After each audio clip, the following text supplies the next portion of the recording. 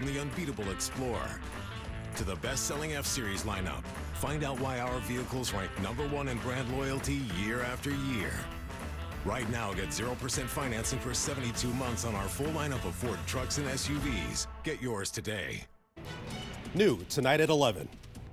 They were protesting peacefully, and they had their First Amendment rights violated when they were attacked by the police officers.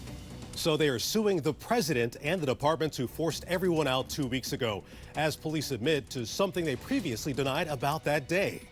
And new from Atlanta.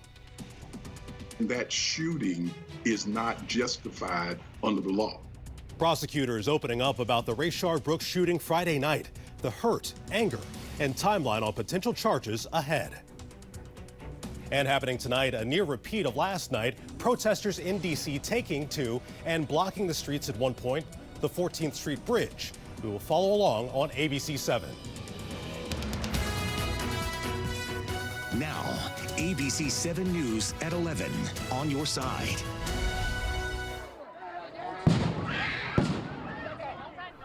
Two weeks ago, flashbangs, pepper balls, smoke, police forcefully clearing the area surrounding Lafayette Park and the St. John's Church. That happened moments before the president walked from the White House to the church to take pictures with a Bible and his staff. Well, tonight he's being sued, along with the Attorney General and the federal police who were there that day.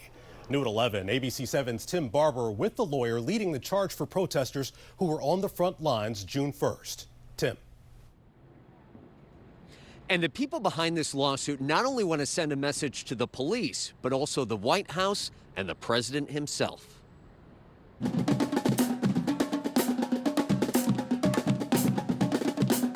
Tonight in Lafayette Square. Hand up! Don't shoot! Hand up! Don't shoot! The sights and sounds of protesters are vastly different than on June 1st.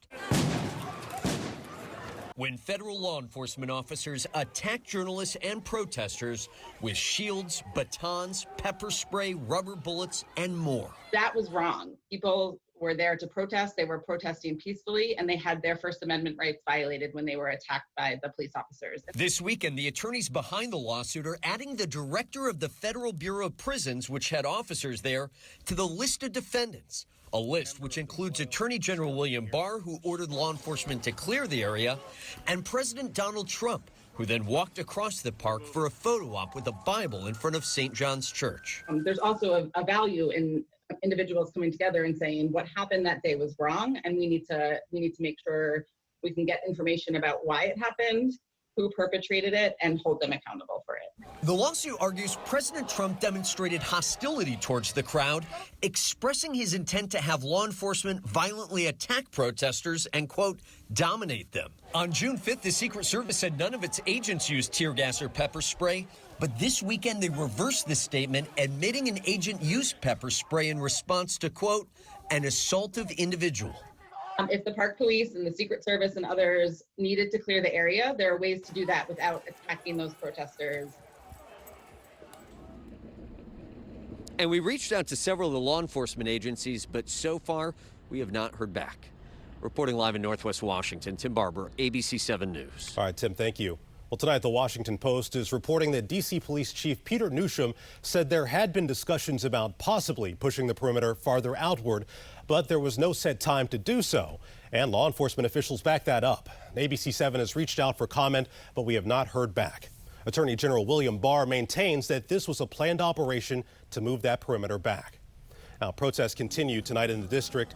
This group blocking traffic on I-395. No cars were getting by here or on the inbound 14th Street Bridge. And just like last night, protesters kneeled in the roadway and eventually got up and on the move again.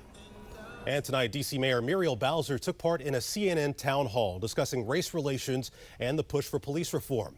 Here she describes what kind of policing she wants to see rather than defunding. Public safety is more than policing, but policing is an important part of the equation too. As long as we're investing in good community-based policing, that we have our officers trained and equipped, that we're training them in de-escalation techniques, and that they represent our city.